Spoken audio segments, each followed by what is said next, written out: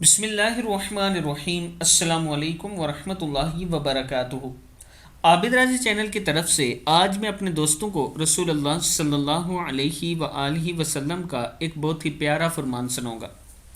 رسول اللہ صلی اللہ علیہ وآلہ وسلم نے ارشاد فرمایا، دو قسم کے لوگ جہنمی ہیں جنہیں میں نے نہیں دیکھا۔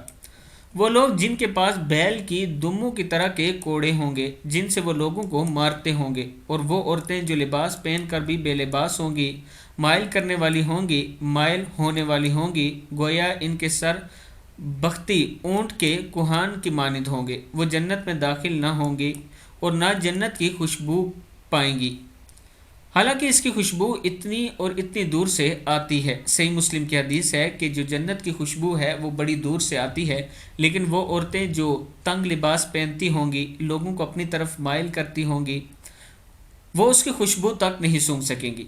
تو عورتوں سے بالخصوص میں گزارش کروں گا کہ آپ نے اس برائی سے بچنا ہے۔ السلام علیکم ورحمۃ اللہ وبرکاتہ۔